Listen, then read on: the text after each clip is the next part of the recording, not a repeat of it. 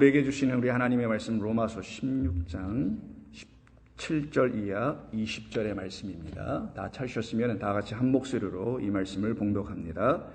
형제들아, 내가 너희를 권하노니 너희가 배운 교훈을 거슬러 분쟁을 일으키거나 거치게 하는 자들을 살피고 그들에게서 떠나라. 이 같은 자들은 우리 주 그리스도를 섬기지 아니하고 다만 자기들의 배만 섬기나니 교활한 말과 아청하는 말로 순전한 자들의 마음을 미혹하느니라. 너희의 순종함이 모든 사람에게 들리는지라. 그러므로 내가 너희로 말미암아 기뻐하노니 너희가 선한데 지혜롭고 약한데 미련하기를 원하노라. 평강의 하나님께서 속히 사탄을 너희 발 아래에서 상하게 하시리라. 우리 주 예수의 은혜가 너희에게 있을지어다. 아멘. 잠깐 기도합니다. 아버지 하나님 감사합니다.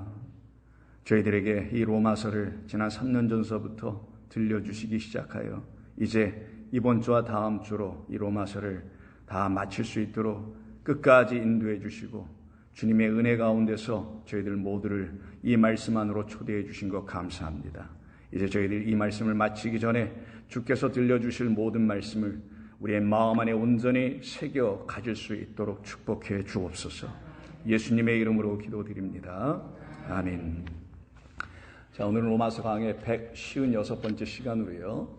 평강의 하나님의 최후 승리가 우리에게 있도다.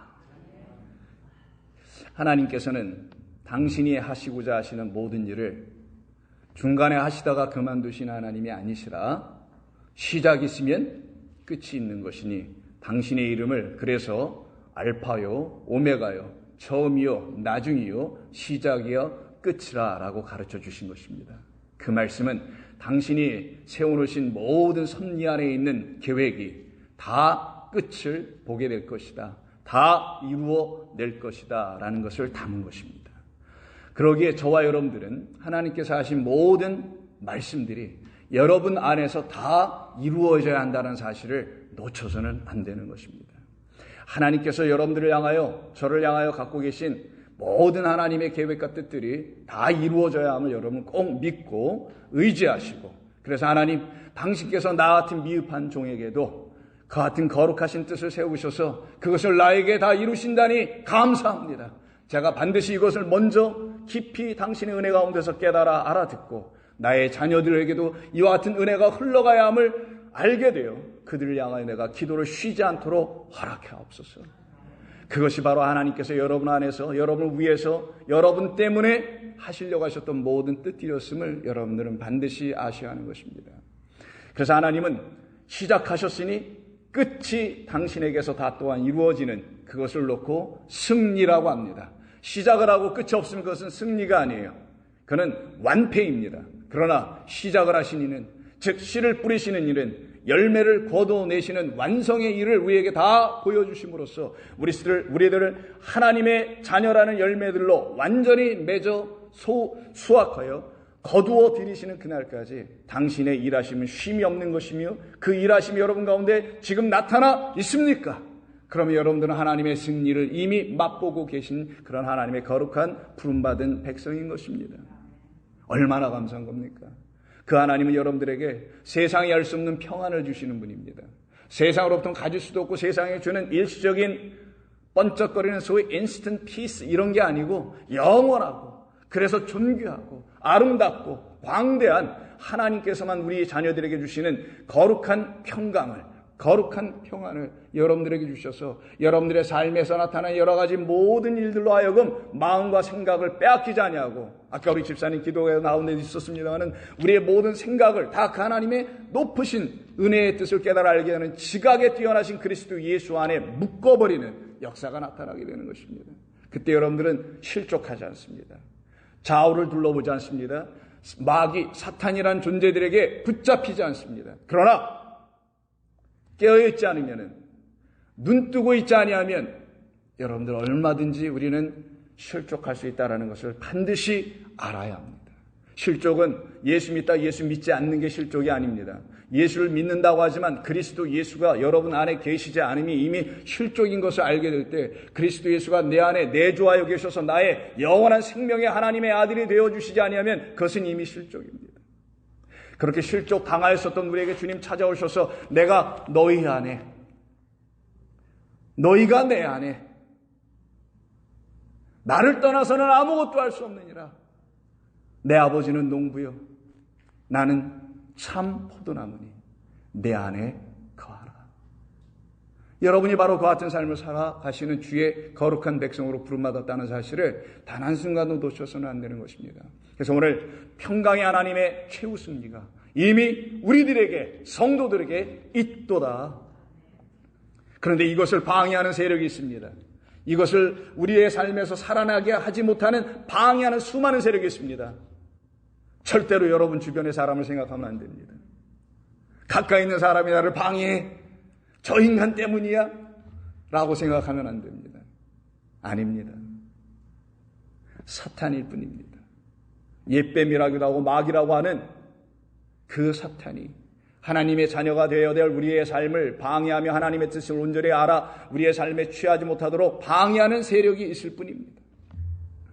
그래서 오늘 바울은 로마서 16장 마지막 끝부분입니다. 그 끝부분에서 로마에 있는 성도들을 위로하며 그들에게 권고하기를 이 사탄이 하고 있는 모든 일들을 주의 깊게 살펴보면서 그가 내세우는 계략과 책략에 휘말리지 말라라는 권고와 경고와 부탁의 말을 하면서 이 편지를 끝을 내고 있음을 우리는 알아야 하며 그것이 바로 우리 주 예수 그리스도께서 저와 여러분인 교회와 성도인 당신의 신부들에게조차 이 말씀을 주시면서 우리를 권면하시고 권고하고 계신 줄로 믿습니다. 그래서 오늘 말씀을 들으시는 가운데 오늘 목사님이 좀 설교가 길겠구나라는 걸 알게 되실 겁니다. 왜냐하면 거의 끝이 나니까 저도 아쉬워서 좀 길게 할 겁니다. 마음을 편안히 가지시고 다른 주일보다 더 편안히 가지시고 여유 있게 가지시고 이 말씀을 경청해 주시길 바랍니다. 그리고 여러분의 마음에서 하나님의 은혜의 이야기가 들려질 때마다 아멘! 아멘! 이라고 화답하는, 그래서 여러분은 오직 그 자리에 앉아 계신 여러분의 한 영혼이 오직 주님과만 이야기하는, 영어로 이런 말이 있죠. You are talking with me.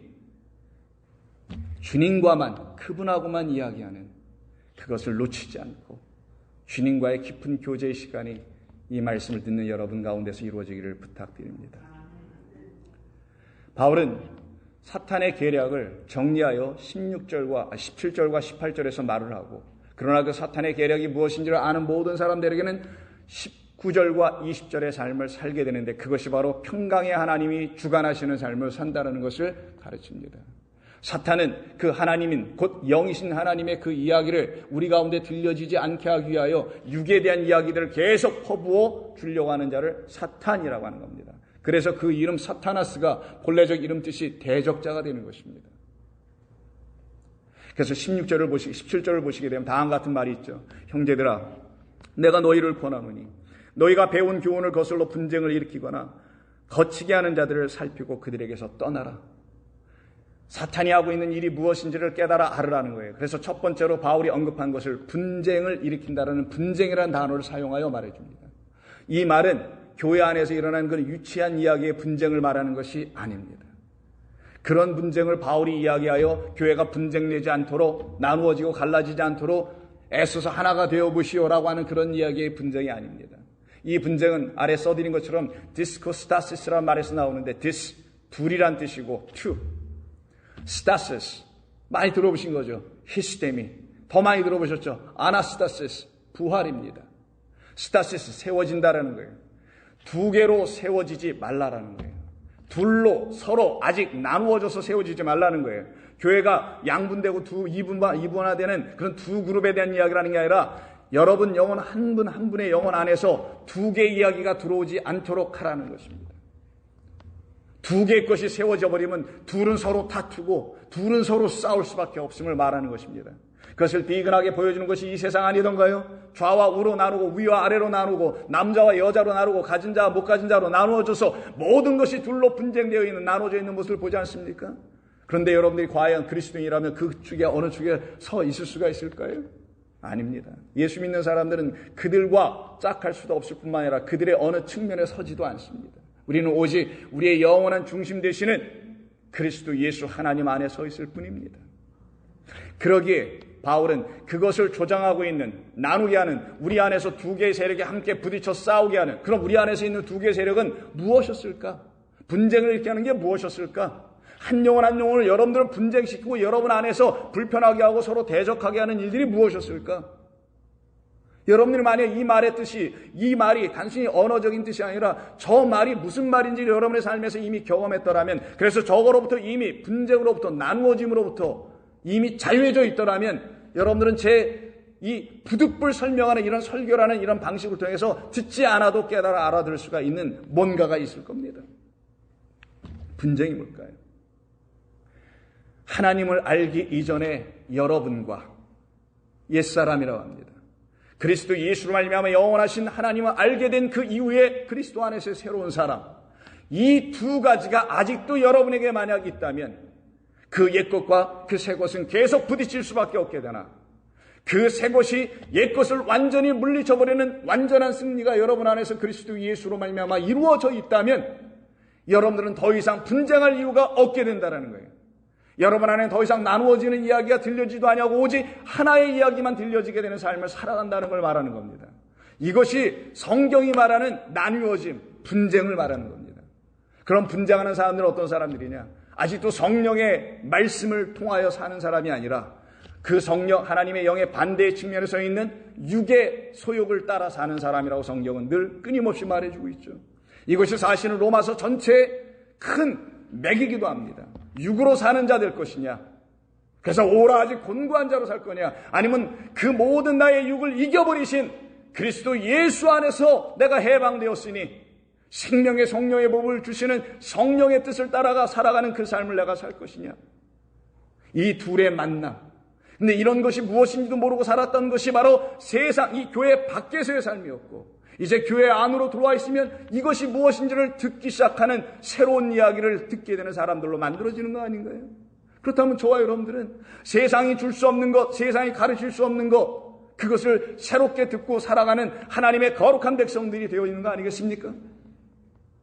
그때 여러분들은 맞아, 내 삶에 그런 게 있었지, 내가 나를 이런 말씀에 비추어 반추어 해서 나를 보니 내 삶에는 저런 것이 분쟁하며 싸우고 있었던 것이 있었었어. 그것을 성경은 이야기하고 있는 거예요. 그래서 갈라디아서에서 바울은 다음과 같은 이야기를 5장 16절 이하에서 말합니다. 내가 이르노니 항상 성령을 따라 행하라, 그리하면 육체의 욕심을 이루지 아니하리라 라고 시작하여 여러분 지금 보고 계신 17절과 같은 말씀으로 이야기해 나가는 겁니다. 육체의 소욕은 성령을 거스르고 성령은 육체를 거스르나니 이 둘이 서로 대적하므로 너희가 원하는 것을 하지 못하게 하려 함이라. 이걸 분쟁이라고 하는 거예요.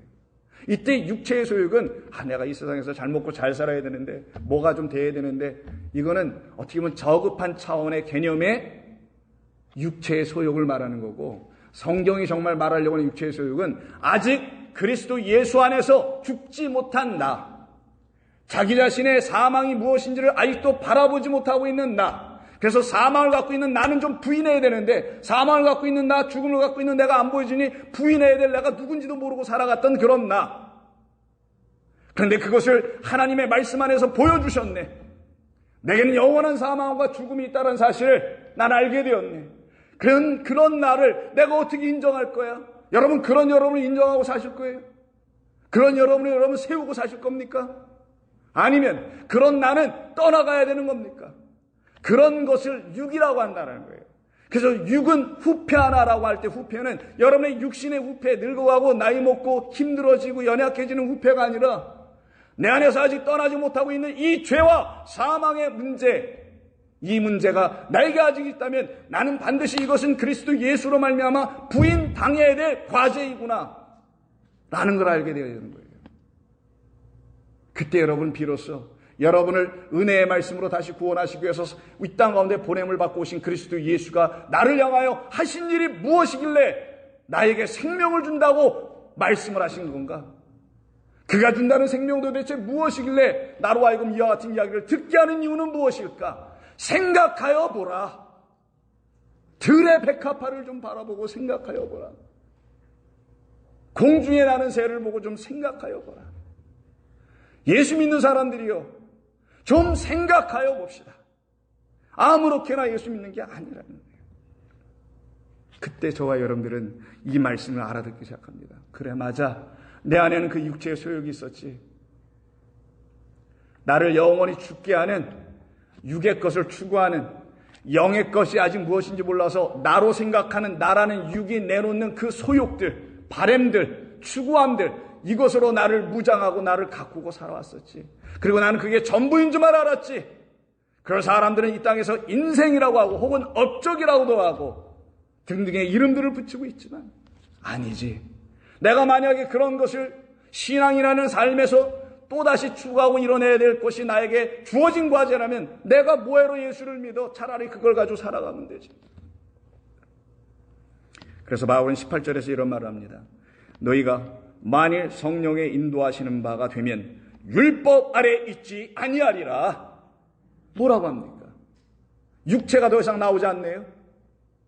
성령의 인도하신 바가 되면 이제 성령이, 하나님의 영이 그리스도의 진리의 복음이 여러분 안을 지배하고 여러분 안에서 깨닫게 해주시는 완전한 역사가 일어나게 되면 여러분들은 육의 소욕, 여러분의 생각, 인간의 생각, 사람의 생각이라는 장로들의 유전과 전통에서 빚어져서 여러분이 갖게 된 어떤 틀들, 이런 모든 것들이 여러분에게서 완전히 떠나가게 되죠. 그것을 제공해 준 게 뭐냐? 율법이었다고 말한 거예요, 바울이. 바울은 세상 얘기를 하지 않습니다. 예수 믿는 사람들은 하나님의 말씀을 세상의 이야기로 풀어내는 사람들이 아닙니다. 그렇게 들려지지도 않습니다. 그것은 세상 다른 종교에 갖고 있는 경전들이나 혹여 그렇게 할 수 있을지 모르지만 하나님의 말씀으로 기록된 성경이라는 이 말씀은 그런 것이 아니기 때문이죠. 그래서 우리의 육체의 소욕, 우리 인간의 생각을 더 부추기고 일으켜 세우고 했던 것이 무엇이냐? 바울은 자기 인생의 경험에서 그거는 내가 속해 있었던 유대 종교의 가르침의 율법이었다. 그리스도 예수의 그 어린 양의 손에 들려진 그 작은 두루마리라는 그 율법이 아니라 인이 떼어지고 풀려져서 우리 안에서 온전한 하나님의 말씀으로 들려져야 될 그 율법이 아닌 사람의 손들에 붙잡혀가지고 들려주고 있었던 그런 율법 아래 내가 종노릇하고 있었다라는 거예요. 그래서 계시록이 등장할 수밖에 없었던 거예요. 근데 왜 계시록 안 읽고 그래 전부 다. 이게 무슨 종말론 얘기하는 줄 알고 그러나. 여러분의 종말과 나의 종말을 가르치는 것이고 종말은, 끝은 곧 시작을 이루신 그분에 의해서 완성되어야 될 과제로 남은 것이라는 걸 말하는 것이지 다른 이야기가 아닌데 그걸 왜 못 알아듣고 오늘 오후에도 또 보내드릴 건데 성경 공부 요한계시록 또 안 들으면 어떡할 거냐고요. 맨날 빈 곳에 가서 혼자 녹화하고 그러는데 들으세요. Please. 저도 휴가 갈 겁니다. 만일 여러분들을 성령이 인도해 내신다면 여러분들을 지금으로 만들어놨던, 지금 말고 예전에 옛사람으로 만들어냈던 그런 어떠한 것, 바울에게는 율법이요, 우리에게는 기독교라는 이곳에서 가르쳐준 어떤 특정한 계층과 사람들에 의해서 만들어진 교리 같은 것일 수 있다는 것을 꼭 기억하라는 거예요. 여러분들은 그런 걸로 구원받는 게 아니에요. 구원은 하나님의 은혜로 말미암아 이 땅 가운데 보내심을 받으신 율법과 죄에 대하여 우리를 완전히 끝을 내게 하시는 그리스도로 말미암은 것임을 여러분은 아셔야 됩니다. 그래서 바울은 그 사탄이 내놓는 이 분쟁으로 말미암아 여러분들의 삶에 넘어지게 되는 역사가 일어난다는 것을 같은 오늘 본문 16장 17절에서 이렇게 얘기하는 겁니다. 넘겨주셔야죠. 형제들아, 내가 너희를 권하노니 너희가 배운 교훈을 거슬러 분쟁을 일으키거나 이것 때문에 거치게 하는 자들이 있으니 그들을 살펴라. 그들에게서 떠나라. 그렇지 않으면 그들이 내놓는 분쟁, 사탄의 역사로 말미암아 우리 가운데서 끊임없이 싸우게 하는, 번민하게 하는, 나 예수 믿는데 난 아직도 죄인인 것 같아. 나 예수 믿는데 왜 내겐 평안이 없는 것 같아. 내가 어떻게 해야지? 뭐 더 열심히 해야 되나? 이와 같은 끊임없는 나눠짐과 분쟁이나 일으키게 하고 있는 복음 아닌 복음으로 듣고 말았던 그런 여러분의 허접한 신앙의 삶이 끝이 내야 되는데 그걸 끝이 내지 못하게 하고 오히려 더 거치게 만드는 자, 그걸 사탄이라고 하는 거예요. 사탄은 먼 곳에 있지 않아요. 그래서 그 노래 잘 졌어. 누가 졌는지. 이때 거치게 한다는 말이 스칸달론이라고 합니다. 영어의 스캔들. 그 말이 어디서 나온 거예요. 그 스캔들은 여러분이 대개 한 종류의 스캔들밖에 모르죠. 연예인들이 만들어 놓은 뭐 스캔들 이런 거죠. 그 스캔들 말고 스칸달론, 넘어짐이에요. 우리말로 실족이라고도 번역하는 겁니다. 결국은 우리를 실족하게 만든다는 거예요. 분쟁의 문제가 해결이 안 되면, 하나님의 영이 여러분들 안에 들어오지 않으면 육은 실족하게 하는 역할밖에 하는 것이 없다라는 거예요. 근데 하나님의 영으로 인도함을 받아, 지배를 받아, 통제를 받아. 근데 그게 기뻐. 그땐 여러분들은 거치게 하는 것이 더 이상 없게 되죠. 있을 수가 없습니다. 그런데 이 세상에 아직도 거치게 하는 것이 많네요. 넘어지게 하는 게 많아요. 온전히 그 하나의 것이 내 안에 들어와 세워지는 역사가 일어나지 않고 두 개의 것을 세워서 헷갈리게 만드는 이 세상, 그 세상에서부터 듣길 원한다면 여러분들은 반드시 실족하여 넘어지게 되고, 실족하는 자를 뭐라고 하냐 성경은? 화 있을진저라고 하는 거예요. 신명기에 너희 앞에 복과 저주, 복과 화와 생명과, 복과 저주와 생명과 화를 너희 앞에 뒀다 그러지 않습니까? 근데 이 둘이 부딪히면 안 된다. 하나로 승리해 나가야 된다는 거예요. 그래서 예수님께서는 제자들에게 말씀합니다. 마태복음 18장 7절에서 실족하게 하는 일들이 있음으로 말미암아 안타깝게 세상에 화가 있도다. 실족하게 하는 일이 없을 수는 없으나 실족하게 하는 그 사람에게는 화가 만일 내 손이나 내 발이 너를 범죄하게 하거든 찍어 내버리라. 장애인이나 다리 저는 자로 영생에 들어가는 것이 두 손과 두 발을 가지고 영원한 불에 던지는 것보다 나으니라. 여기서 예수님께서 비유하는 말씀입니다. 여러분 손발 찍으란 얘기 아니죠. 그렇게 하지도 않고 할 수도 없고 그렇게 할 것 같으면 교회 안 나왔을 거고 아니죠. 그럼 이건 비유예요. 그럼 비유의 뜻을 알아들어야죠. 여기서 여러분들이 캐치하고 놓쳐서는 안 되는 중요한 키워드가 뭐겠어요? 손과 발로 말씀하시고 그 다음 주에는 눈으로 말씀하시는데 손과 발은 각각 쌍으로 있다는 거 아시죠? 둘로 있어요. 발도 둘이에요. 눈도 둘이에요. 이 둘을 놓고 설명하는 거예요. 이 둘이 바로 육과 영을 놓고 설명하시려고 하시는 그런 비유의 도구로 좀 쓰고 있는 겁니다. 두 눈으로 보면은 각각 다르게 보면 두 발로 각각 다르게 하면 두 발로 각각 뭔가를 다르게 실행하면 너희들이 이렇게 분장할 수밖에 없지. 너희들 안에서 육과 영이 너희들 안에서 부딪히면 안 되지. 영이 육을 이기게 되는 것이니 이겨야지. 내가 이겼지 않느냐. 그래서 하나를 잘라내는 걸 얘기하는 거예요. 지금 우리가 가졌다는 육이 잘려져 나가고 하나님께서 우리에게 주시는 영이라는 그리스도가 우리 안에 들어오는 걸 말하는 거예요. 그래서 두 손 두 발을 가지고라는 말이 나오는 겁니다. 두 손 두 발로는 지옥에 들어가는 거야. 불 속에 들어가는 거야. 근데 하나만 있으면 한 팔 외팔이로 가라는 게 아니라 하나가 너희 안에 들어오면 그때 너희는 영원한 생명으로 들어가지. 생명이 너희에게 들어오지. 생명의 나라 천국이 너희 안에 임하여지지. 그래서 그 다음 절 9절에서도 만일 내 눈이 너를 범죄하게 하거든 빼어내버리라. 한 눈으로 영생에 들어가는 것이 두 눈을 가지고 지옥에 던져지는 것보다 나으니라. 모 종교에서 이걸 실행하고 있다고 하는 곳도 있다고 하는데 그러라는 말씀이 아니었겠죠. 그럼 우리 주님께서 하신 말씀의 뜻은 뭐예요? 실족하지 않는 것은 나로 말미암는 것이야 라는 하는 것이잖아요. 나 그 독생자 하나로 말미암는 것이어야지 너희 육으로 되는 게 아님을 인정하라라는 거예요. 그때 우리 안에 평안이라는 게 들어오는 거예요. 맞아요, 주님. 제가 뭘 하고 생각하고 하니까 전부 다 복잡해지고 어렵고 혼란스럽기만 하네요. 당신이 저에게는 절대적으로 필요합니다. 바로 그 같은 사람이 되어 있지 못하고 하나님께서 당신의 아들 그리스도가 이 땅에 오셔서 하신 일이 무엇인지를 알지 못하는 모든 사람들은 결국 실족합니다.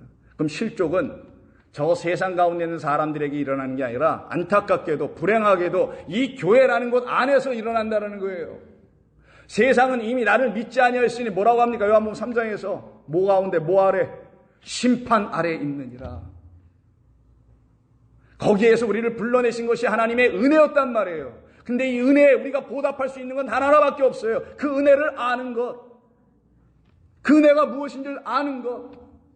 그러면 여러분들 더 이상 실족하게 하지 않으시는 주님의 행하심과 말씀을 알아듣기 시작한단 말이에요.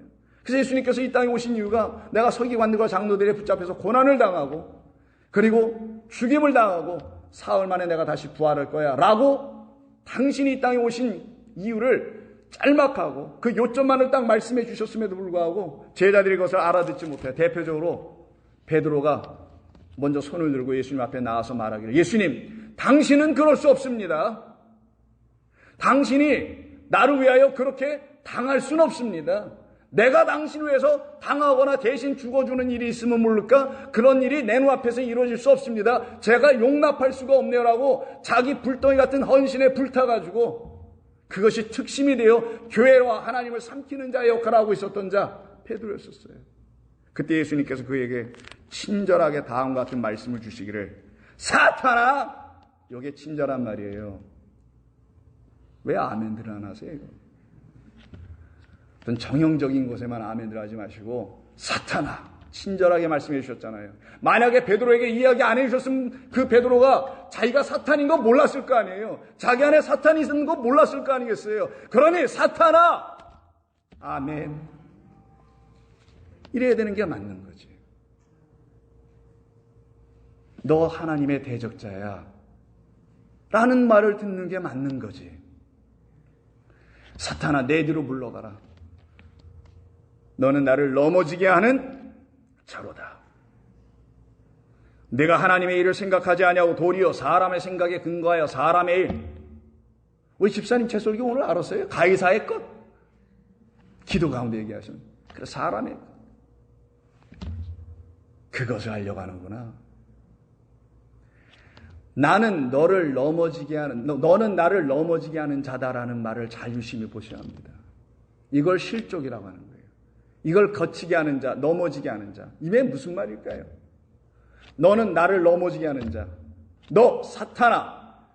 사탄이라 그랬지 베드로라 그러지 않았잖아요. 사탄아. 베드로 안에 있는 사탄아. 너는 내가 베드로 안에서 하나님의 아들 생명의 주로 아나스타시스 부활하여 살아 세워져야 하는데 너는 그의 안에 들어가서 그를 넘어지게 만들고 나를 세우지 못하게 만드네. 이 사탄아. 그때 여러분이 필요한 게 그 유명한 예수의 이름이에요. 그리스도의 생명의 이름 외에는 그 사탄이라는 거짓이 여러분에게서 저에게서 떠나갈 길이 없기 때문이에요. 여러분이 무슨 용을 쓰는 어떤 재주를 부린다 하더라도 그 사탄은 안 떠납니다. 못 떠납니다. 안 떠나도록 하나님 잠궈 놓았어요. 그게 하나님의 섭리예요. 나를 떠나서는 아무것도 할 수 없느니라.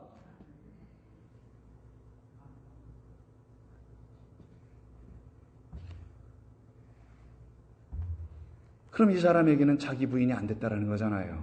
누구 때문에요? 사탄 때문에였던 거예요. 분쟁하게 하고 실족시키고 있는 하나님 것으로 온전히 세우어 놓아야줘야 되는데 그렇게 되고 있지 못하는 그 사탄에 의해서 부인이 안 되니까 예수님이 그 다음에 제가 써드리진 않았습니다만 뭐라고 합니까? 내가 나를 따라오고 싶어? 그렇게 나를 사랑해? 나를 지키고 싶어? 나의 겉모습 육체나 지켜주려고? 아니야. 나는 내 안에서 세워져 지켜줘야지. 내 안에서 내가 주가 돼줘야지. 그러려면 너 옛사람이란 자기가 부인돼야지. 너는 너를 부인하고 너의 십자가를 지고 나를 비로소 따르게 될 것이다. 그렇게 따르게 되는 사람들만이 온전히 주님의 사람들로 세워져 가게 되는 것입니다. 그런데 사탄이 여전히 어떻게 합니까? 끊임없이 여러분들 그냥 내버려 두지 않아요. 이제 막 2라운드 끝난 것 뿐이에요. 오늘 본문 18절은 3라운드를 예비한 사탄의 이야기가 바울의 이야기를 통해서 전해집니다. 이 같은 자들은 우리 주 그리스도를 섬기지 아니하고 다만 자기들의 배만 섬기나니 교활한 말과 아첨하는 말과 순진한 자들의 마음을 미혹하는 자들이라. 이것을 결코 여러분들은 세상에 여러분의 경험을 읽어서는 안 된다고 제가 부득 말씀을 드립니다. 이 세상에 여러분 아첨하고 이런 거 많잖아요. 뭐 교활한 거 많잖아요. 순진한, 여러분들에게 적용되지 않는 말이네. 이건 또 순진한 여러분들의 마음이 이상하다. 좀 절대로 순진하지 않으니까. 그러니 이게 무슨 그런 이야기겠냐고요. 그러니까 우리에 대한 그런 세상 경험을 놓고 얘기하는 게 아니라 성도가 되어야 될, 교회에서 있어야 할 말씀으로 지금 주고 있다는 것을 놓쳐서는 안 되는 것이죠. 그럼 무엇을 말하는 건가? 자기들의 배만 섬긴다라는 저들이 도대체 누구이고 무엇을 이 사탄은 저렇게 만들어가고 있는 건가? 왜 배라고 바울은 썼던 것인가? 배, 이거, 벨리, 배, 스토맥, 이 배를 왜 얘기하는 건가? 예수님 이런 말씀하시죠?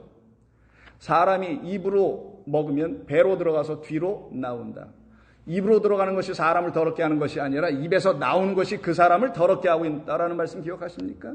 그때 예수님이 사용한 그 배가 이 똑같은 배예요. 그럼 사람의 입으로 들어가는 그 육의 것, 음식을 비유로 사용하여 우리가 먹어서는 안 되는 다른 차원의 것들이 있음을 가르쳐 주신 것 아니겠어요? 여러분들이 먹는 음식, 세상의 것을 먹고 취하는 거, 그걸 놓고 얘기하신 것이 아니라, 그런 이분법적인, 이원론적인 그런 예수님이 아니라, 예수님 그 비유를 가지고 진짜 얘기하고 싶은 하나를 주시려고 하는 거 아닙니까? 여호와 입에서 나오는 그것을 우리가 먹지 아니하면은 우리가 다시 말할 수 있는 건 그 입에서 나온 그 말을 하지 못할 것이라는 걸 얘기한 거 아니에요. 그것은 다 어디로 나간다? 뒤로 나간다. 뒤로 나가는 걸 뭐라 그래요? 잘 아시네요. 배설물, 똥이라고 합니다. 예수님은 우리 육을 지으신 하나님의 뜻이 무엇인지를, 왜 하나님이 우리 이렇게 육으로 이렇게 만드신지를 우리에게 가르쳐 줌으로써 우리를 더 이상 그 육에 묶이지 않고 하나님의 영을 가진 자들로 바꿔주시려고 하신 하나님의 놀라운 은혜 이야기가 무엇인지를 그 비유로 가르치고 계신 거 아니겠어요? 근데 그것을 알지 못하거나 그것을 알게 해주지 못하는 어떤 세력인 사탄에 의해서 붙잡히게 되면 여러분들은 그런 비유를 깨달아 알아듣지 못하면 그 안에 담겨있는 비밀을 들을 수가 없단 말이에요. 그래서 모든 비유는 비밀을 들춰내기 위한 과정이었다는 걸 아셔야 되는 거예요. 그럼 여러분들이 이 세상이 비유인 거 아십니까? 여러분이 비유인 거 아십니까? 여러분들의 인생의 궤적과 흔적이 비유인 거 아십니까? 그 비유를 통하여 하나님의 비밀 그리스도가 발견되려 함이라. 이것도 알아야죠. 그것이 우리입니다. 그때 여러분들은 이 밑에서 끓어오르는 뜨거운 것이 있을 거예요. 맞아요, 주님. 제가 그런 인생 살아야죠. 하나님의 거룩한 삶을 제가 이루어내야죠. 라는 뜨거운 것이 올라오기 시작하지 않을까요? 그럴 때 좀 아멘 좀 하세요. 그럴 때. 하나님께 맞습니다라는 동의를 해보시란 말이에요. 그래서 배라는 것을 바울이 썼던 것은 바로 그런 의미에서 쓴 거예요. 그래서 바울은 빌립보서에서 이런 얘기를 합니다. 빌립보서 3장 이하에서 다음과 같은 얘기를 하죠. 그러나 무엇이든지 내게 유익하던 것을 내가 그리스도를 위하여 다 해로 여길 뿐더러 또한 모든 것을 해로 여김은 내 주 그리스도 예수를 아는 지식이 가장 고상하기 때문이라.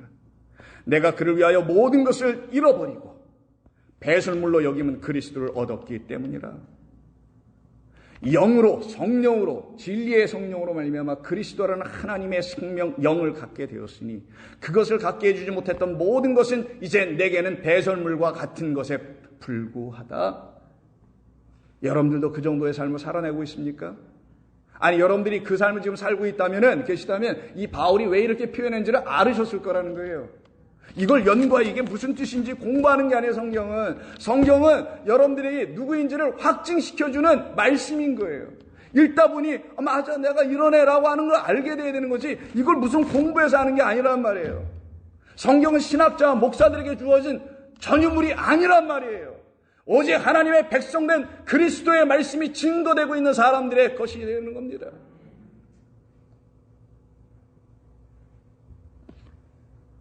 그 안에서 발견되기를 원했다라는 거예요. 그래서 모든 것을 해로 여기는 거죠. 오직 하나의 것만을 갖기를 소망하는 사람으로 완전히 다시 세워지게 되는 것입니다. 이들이 미혹을 당할까요? 안 그렇습니다. 그런데 그렇지 아니하면 결국은 사탄에 의해서 미혹을 당하죠. 그래서 오늘 본문 18절에서 뭐라고 합니까? 순진한 자들을 미혹하는 자가 있다라는 걸 경고해 준 거예요. 미혹, 거짓된 것으로 이끌어가는 거죠. 사기친다라는 거예요, 쉬운 말로. 거짓을 진짜로 둔갑시켜서 이게 진짜라고 거짓을 내어 거짓을 취하여 하나님의 자녀 못되게 만드는, 평강의 하나님의 백성 못되게 만드는 사람들이 있다는 걸 얘기하는 겁니다. 그들을 사탄이라고 하는 거예요. 그럼 미혹을 처음 당했던 사람이 누구예요? 성경에서는 하와라고 성경 가르쳐 주죠. 자, 이걸 성경 공부라고 하는 거예요. 그러면 성경 공부가 아닌 하나님의 말씀을 그렇게 창세기 3장을 읽었어요. 읽다 보니 정말 미혹을 당한 사람이 있다는 것도 알게 된 분, 알게 됐다는 사람도 있겠죠. 성경에서 미혹을 당한 첫 번째 사람은 하와일 수 있으나 이 세상에서 첫 번째로 미혹을 당한 사람은 누구였을까? 나라는 것을 알게 되는 거예요. 어느 그 누구가 나보다 먼저 앞서서 미혹을 당하진 못하는 겁니다. 이 세상에서 거짓된 말에 미혹을 당했던 자는 나라는 사실을 알아야 눈을 뜨는 거예요. 그때 하나님을 바라볼 수 있게 되는 겁니다. 자욱진 집사님 다음 주부터 교회 못 나오는데 아멘 크게 주며 왜 하다 말고 그래요. 그래서 고린도후서 11장 3절에서 우리를 미혹하게 했던 자가 누군지를 가르쳐 줍니다. 그래서 성경에 나와 있는 이 하와 이야기를 비유로 삼아 우리를 정작 미혹하는, 여러분들이 지금 정작 혹여 미혹을 당한다면 이 자리에서 미혹당한다는 걸 가르쳐 주는 것을 그 뱀이 그 관계로 하와를 미혹한 것 같이 이렇게 비유로 설명하잖아요. 비혹한 것 같이 너희의 마음이 그리스도를 향하는 진실함과 깨끗함에서 떠나는 것을 미혹함이라고 하는 것이다. 이걸 부패된 마음이라고 하는 것이다.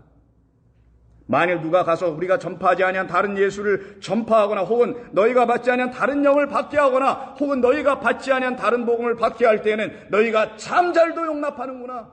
이때 다른 예수, 다른 영, 다른 복음이 도대체 뭐냐고요. 하나님이 영이 뿌리신 복음이 아니라는 거잖아요. 사탄이 뿌리고 있는 복음 씨라는 거 아니겠습니까? 그래서 우리 주님께서 이 땅에 오셔서 씨 뿌린 자의 비유 속에서 나라는 씨가 떨어지지 않고 나라는 씨를 받기로 되어 있는 그 마음들이 아니면, 미혹된 마음들이 아니고 미혹에서 풀려난 마음이 아니면 결단코 열매를 맺지 못한다는 게 씨 뿌린 자의 비유란 말이에요. 그 중에 첫 번째인 길가의 경우가 누가복음 8장 12절에 있는데, 길가에 있다라는 것은 말씀을 들은 자니, 이에 마귀가 가서 말씀을 들었대 안 들었대요? 듣긴 했다잖아요. 말씀은 들었으니 이게 교인인가 봐. 이게 이에 마귀가 곧바로 가서 그들이 믿어 구원을 얻지 못하게 하려고 그 말씀이라는 그리스도의 생명의 씨를 빼앗는 것이요. 이걸 미혹하는 거라고 하는 거예요. 이렇게 빼앗는 자. 그래서 예수님께서 마태복음 13장에 총 7개의 비유가 쭉 연속되어 나오는데, 그 중에 씨 뿌린 자 비유를 시작으로 해서 쭉 나오는 그 비유 중에 가라지 비유 혹시 아십니까? 그게 13장 39절 이하에 있습니다. 가라지를 뿌린 원수는 마귀요, 추수 때는 세상의 끝이요, 추수꾼은 천사들이니 그런즉 가라지를 거두어 불에 사르는 것 같이 세상의 끝도 그러하리라. 인자가 그 천사들을 보내리니 그들이 그 나라에서 모든 넘어지게 하는 것과, 이걸 실족이라고 하는 스칸달론이에요. 넘어지게 하는 것, 거치게 하고 실족하게 하는 자는 가라지라는 유사시, 유사복음, 겉으로 볼 때는 그리스도 같아.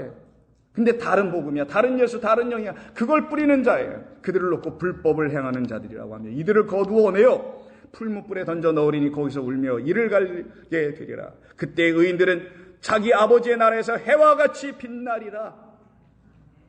여기까지만 아멘하지 마시고 그 다음이 더 중요해. 귀 있는 자는 들어라. 이게 진짜예요. 귀 있는 자는 들어라. 그래서 요한계시록의 7개 교회, 귀 있는 자들은 들으라, 이 말을 뭐라고 합니까?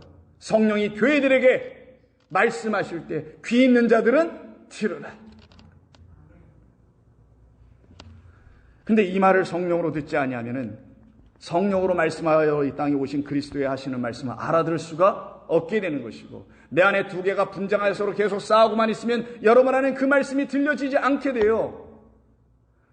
가라지를 뿌려도 오케이. 그 씨를 뿌려도 I don't care. 이렇게 돼버린단 말이에요. 이런 걸 들어도 좋아, 저런 걸 들어도 좋아. 난 오늘 일단 교회로 왔잖아. 내가 지난주에 못 왔는데 이번 주에 왔잖아. 이러고 있다거나. 이럴 문제냐고 이게. 그런 걸로 위로받고 대처할 거냐고요.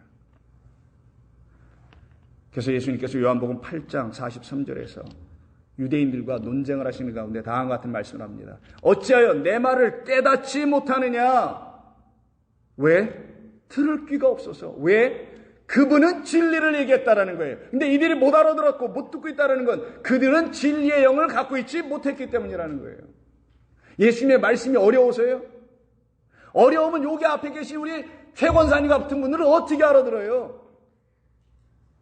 아침마다 시간만 되면 테레비 켜고 그 앞에서 머리 딱 빗고 다소곳이 앉아서 저를 쳐다보고 있다는데 그런 일이 어떻게 일어나요? 그 시간을 어떻게 사모하냐고요? 그러면서도 매일매일 어떻게 눈물을 흘리냐고요? 저 같은 노인 할머니가 내일 모레면 하나님 부르셔서 가실 분이 이 시간을 사모하고 이것 때문에 내가 기뻐진다니. 젊은 분들 거의 대부분은 우리 권사님보다 다 젊으니까 그냥 다 젊은 분들 여기 있는 저를 포함하여 우리 듣자고요. 주님을 듣자고요. 어찌하여 내 말을 깨닫지 못하느냐? 이는 내 말을 들을 줄 알지 못하기 때문이로다. 이렇게 된 이유는요. 45절에서 말씀하시기를 내가 진리를 말하였기 때문에 너희가 나를 믿지 아니하는구나. 근데 내가 만약에 진리를 말하지 않았다면 너희는 처음 나를 박장대소 하며 환영했을걸. 근데 내가 진리를 말하니 너희가 나를 죽이려고 하는구나. 왜 그랬을까 이들이요? 그들은 겉으로는 유대교가 내세운 모세의 하나님을 아버지라고 섬겼지만 예수님은 그들이 섬기고 있는 그 아버지를 뭐라고 불렀을까요? 너희 아비를 다음과 같이 44절에서 이렇게 말씀합니다. 너희는 너희 아비 마귀에서 났다. 가라지의 씨를 가진 자들이야 너희들은. 너희 아비의 욕심대로 너희도 행하고자 하느니라. 그는 처음부터 살인한 자요 진리가 그 속에 없으므로 진리에 서지 못하고 거짓을 말할 때마다 제 것으로 말하나니 이는 그가 거짓말쟁이요 거짓의 아비가 되었습니다. 이것 때문에 그렇게 될 수밖에 없었죠. 그러니 그 거짓을 갖고 거짓의 아비에 끌려가고 있는 그 사탄의 계략에 빠진 자들은 하나님의 말씀을 들을 수가 없으니 하나님께 속할 수가 없게 되는 거예요. 그래서 47절에서 주님 말씀하시기를 하나님께 속한 자는 하나님의 말씀을 듣나니 너희가 듣지 아니하고 있는 이유는 하나님께 속한 자가 아니기 때문이라. 이것이 저와 여러분들을 향한 하나님께서 하시는 말씀인 것이죠. 그러나 이것이 전부였더라면 우리는 큰일 날 뻔했던 사람들인데 이것은 고작 일막에 불과하고 이제 우리 모두에게 승리 하나님의 이막이 펼쳐지고 있는 이야기가 오늘 본문 그 다음 절인 19절부터 시작되는 겁니다. 그러나 너희는 듣고 있잖아. 들으니 순종하잖아. 들려지니 순종이 되잖아. 이 말씀을 하는 거예요, 바울이. 이때 순종이 후포에서 나오는 말과 그리고 듣다라는 아쿠를 합성한 거예요. 후포, 아래에서. 듣는다라는 거예요. 누구처럼? 마리아처럼 예수님의 발치 아래에서 그 한 가지 부족한 것을 내게 채우신 분이 당신이군요 라고 하여 그분 발치에 앉아서 아래에서 듣잖아요. 이걸 순종이라고 하는 거예요. 마르다들이여 그런 순종 좀 하시오. 그걸 우리가 들어야죠. 그걸 성경이 순종이라고 하는 거지 저 같은 목사의 말에 순종하는 것도 아니고 교회 전통에 순종하는 게 아니란 말이에요. 너희의 순종함이 모든 사람에게 이젠 들려지는구나. 그러므로 내가 너희로 말미암아 기뻐하노니 너희가 선한 데는 지혜롭고 악한 데는 미련하길 원하노라. 미련하게 번역했습니다. 왜 미련한 게 왜 나와요? 하나님의 백성이 여기서 왜 미련이 왜 나오냐고요. 아케라이오스예요. 이건 여러분들이 한두 번쯤은 들으셨을 내용 중에 하나인 예수님께서 당신의 제자들을 세상 가운데 복음의 전도자들로 파송하실 때 그들에게 당부하시면서 보내신 말씀이 마태복음 10장 16절에 나오는데, 보라, 내가 너희를 보내면 양을 이리 가운데 보낸 것 같다. 어떤 양? 어떤 이리? 양의 탈을 쓴 이리. 근데 너희들은 그 이리가, 탈을 썼던 이리의 껍데기는 다 먹고 양으로 가고 있잖아. 나를 따르는 그 양들로 그 이리들에게 내가 보낸 것 같도다. 그러므로 너희는 뱀같이 지혜롭고 비둘기같이 순결하라. 순결 무지 좋아하시는 분이 번역한 것 같은데, 이 본래 의미는 섞이지 않는다라는 뜻이에요. Do not mix. 여러분들은 하나님의 것입니다. 하나님의 영으로만 살아야 될 사람들이에요. 다른 어떤 육체의 것이 들어올 수가 없어야 되는 사람들로 살아야 됨을 놓쳐서는 안 되는 거예요. 아무리 이 세상의 것에 분주하고 아무리 이 세상의 것이 여러분의 눈을 혼란스럽게 만드는 한이 있더라도 여러분들은 반드시 이거 놓치면 안 된단 말이에요. 섞이지 말라는 거예요. 무엇이? 진리는 거짓과 섞일 수 없도다. 마치 기름이 물과 섞일 수 없듯이 하나님의 영은 육과 섞이지 아니하고 영이 육을 삼킨 바 되는 거예요. 그때 육은 끝나고 자기 부인이 이루어지고 다시 살아나는 생명의 소리가 들려지기 시작하는, 귀 뚫려지는, 눈이 열려지는, 마음이 풀어지는 하나님의 은혜의 역사가 여러분들에게 시작되는 것입니다. 그와 같은 사람들에게 드디어 자기의 인생으로 자기의 힘으로 사는 게 아니라 자기를 그렇게 인도하고 만드시기 위해서 이 땅에 오신 만물의 만유의 근원이고 으뜸 되시고 머리 되신 그리스도, 그의 발 아래에서 살아가는 사람들이죠. 그래서 오늘 20절이 뭐라고 합니까? 평강의 하나님께서 속히 사탄을 너희의 발 아래 상하게 하시리라. 우리 주 예수의 은혜가 너희에게 있을지어다. 아멘이죠. 이래서 우리가 예수를 믿을 수밖에 없게 된 겁니다. 이런 것이 무엇인지를 알아듣기 시작하는 그 하나님의 마음이 우리 안에 들어왔기 때문에 이제 예수를 부인하는 게 아니라 나는 부인되고 그는 시인되는 이 은혜의 역사, 신비의 역사가 여러분과 저희 안에 이루어지기 시작하는 것이죠. 이들을 죽었다 다시 살아난 사람이라고 하는 거예요. 그래서 바울은 부활장인 고린도전서 15장에서 이 이야기를 다시 씁니다. 15장 25절 이하를 보시게 되면 그가, 그리스도께서 모든 원수를 그 발 아래에 둘 때까지 반드시 우리에게 왕이 되실 것이다. 그때 우리는 그로 말미암아 왕같은 제사장인 만왕들이 될 것이다. 그것이 저와 여러분의 새로운 아이덴티티입니다. 맨 나중에 멸망받을 원수는 사망일 뿐이라. 사망 어디서부터 오죠? 육을 도모하면 도모할수록 온다는 거 아십니까? 참 신기하죠? 인생을 한 40 정도 넘고 50 정도 살면 좀 산 거잖아, 그래도. 그럼 인생을 좀 갈수록 잘 살아야 되고, 뭐가 좀 육신도 좀 힘이 더 생기고 해야 되는데, 이게 그러질 않아. 하나님이 지으신 것이 참 신비해요. 그렇게 수없이 경험해 봤으면 뭐 좀 그때 이후부터는 좀 잘 되고 잘 나가야 될 텐데 갈수록 꺾여요. 그만큼 먹었으니 힘이 더 좀 생겨야 되는데 갈수록 몸은 약해져. 왜요? 사망이 뭔지를 가르치려고 하는 거예요. 이걸 가르치려고 육을 지어놓은 것뿐인 겁니다. 그런데 왜 육을 놓고 그렇게 고민들을 하고 육 때문에 이렇게 치장하고 예쁘게 나고 오세요? 보는 자의 입장도 고려해 주셔야지. 앉아있는 자의 입장만 생각하면 그거는 That's a definition of selfish. 아니지. 예쁘게. 결국 우리 안에 있는 사망이 무엇인지를 보이려고 하는 거란 말이에요. 사망 어디서 옵니까? 죄의 삭은 죄로부터 오겠네. 죄는 또 어디서 왔나요? 육체의 소욕을 일으키는 게 아까 바울이 뭐라고 했어요? 갈라디아 처음에 율법 아래에 있을 때. 율법이 뭡니까? 글자로 쓰여있는 이것만 율법입니까? 이 모든 것은 하나님의 말씀으로 안 져져 있나요?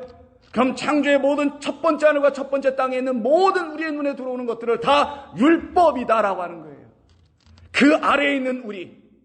그래서 그것만 바라보고 있어서 새하늘과 새 땅이 열려지지 않는 우리. 그런 우리를 향하여 그러니 너에게 사망이 있잖아.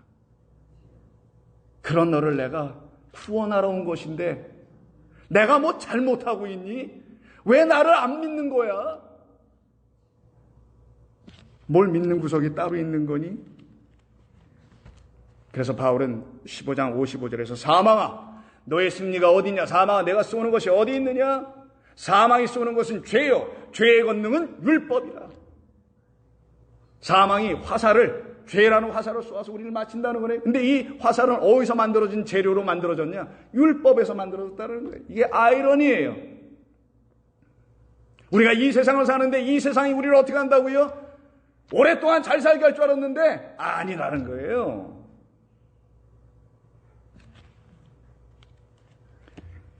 그런 우리를 놓고 57절에서 바울이 이렇게 얘기합니다. 우리 주 예수 그리스도로 말미암아 우리에게 승리를 주시는 이제 하나님께 감사하자.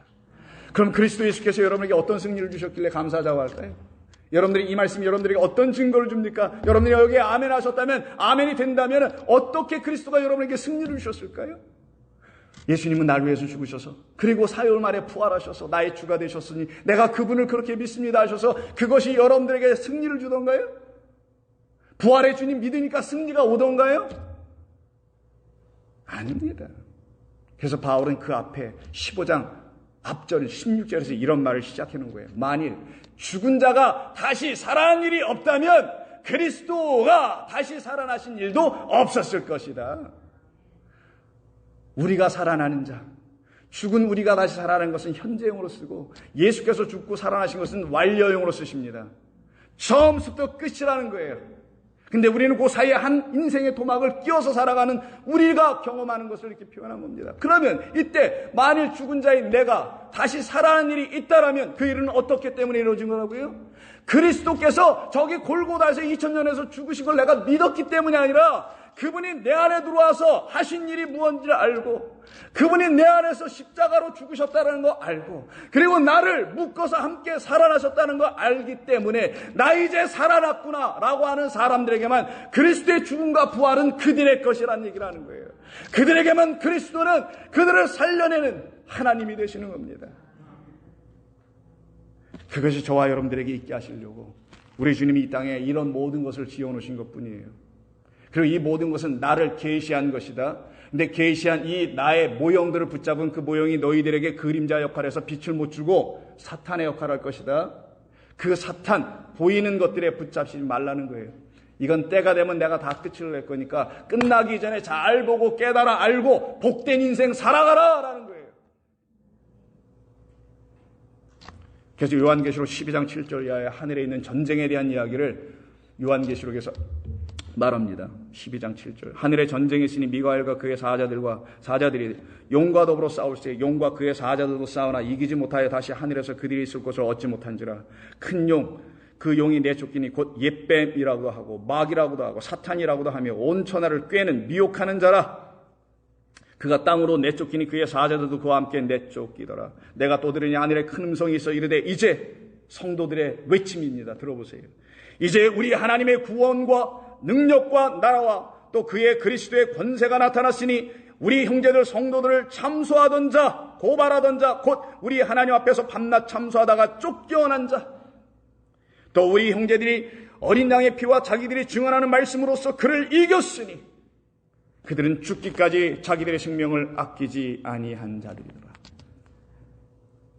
이것을 여러분 안에 완전히 다 일으켜 내주시려고 저와 여러분의 안에 한때 있었던 그 마귀 사탄 옛뱀이라는 자를 우리 주님은 여러분 안에 찾아 들어오셔서 그 강한 자가 되어 그 세간을 득탈한다는 비유를 예수님께서 말씀하신 것처럼 우리 안에서 우리를 지켜내고 있었던 그 강한 자를 더 강하신 그리스도께서 오셔서 그를 취하여 붙잡아 풀무불 속에 던지는 이야기가 여러분들의 믿음의 완성이고 끝이고 성도의 승리인 것을 알려주고자 요한계시록 끝에다가 써놓은 것이죠. 그래서 요한계시록 20장 1절 열어보시면 또 내가 보며 천사가 무저갱의 열쇠와 큰 회사슬을 그의 손에 가지고 하늘로부터 내려와서 용을 잡으니 곧 옛뱀이요 마귀요 사탄이라 잡아서 1000년 동안 결박하여 무저갱에 던져놓고 잠그고 그 위에 임봉하여 1000년이 차도록 다시는 만국을 미혹하지 못하게 하였는데 그 위에는 반드시 잠깐 노일이라. 그러나 성도들은 이가 내주는 거짓인 그 표, 짐승의 표라고 여러분 알고 계신 사람의 수를 받지 아니하고 오직 그리스도와 더불어 1000년 동안 왕노릇하죠. 그들에게는 드디어 사망은 끝납니다. 왜? 자기들 안에서 사망이 완전히 부인되어 떠났기 때문이죠. 이들을 놓고 그리스도의 부활, 첫째 부활에 참여하는 자요, 그렇기 때문에 둘째 사망은 그들에게 임할 수 없는 하나님의 백성이라고 말합니다. 6절, 이는 첫째 부활에 참여하는 자들은 복이 있도다. 거룩하도다. 둘째 사망이 그들을 다스리는 권세가 없고 도리어 그들이 하나님과 그리스도의 제사장이 되어 1000년 동안 그리스도와 더불어 왕노릇하리라. 1000년 동안이 아닌 것 여러분 아시죠? 여러분은 진정 여러분 안에서 이와 같은 일을 행하고 계신 주님이 여러분의 주님 되어 계십니까? 여러분에게 영원토록 이 일을 하고 계시다는 사실을 여러분이 이제 알고 계십니까? 그렇다면 그 일을 하기 위해서 이 땅에 오신 우리 주님께서 왜 이와 같은 말씀을 우리에게 남겨놓으신지도 알게 됩니다. 오늘 그 말씀 요한복음 16장 마지막 절 33절 다 함께 읽으면서 오늘 말씀 마치도록 합니다.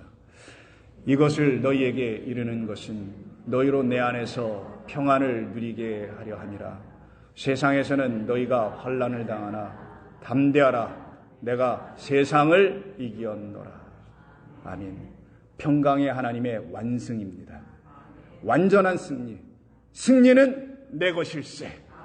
승리는 내 것일세. 구세주에 흘린 보혈로서 승리는 내 것일세. 기도하겠습니다. 아버지 하나님 감사합니다. 오늘 저희들에게 주신 복된 말씀, 저희들은 이 말씀으로 복을 얻고 화가 떠난 자들이요 생명을 얻고 저주가 우리 가운데 서지 못하게 된 자들인 줄로 믿습니다. 이와 같은 은혜의 삶을 저희들 모두에게 누리게 하시고자 저희들을 불러 이 세상 가운데서 택하여 주셨사오니 하나님의 그 영광의 택함이 우리들에게 헛되지 아니하도록 저희들을 날마다 살피시고 권면하시고 책망하셔서 우리를 온전하게 세워 주시옵소서. 예수님의 이름으로 기도드립니다. 아멘.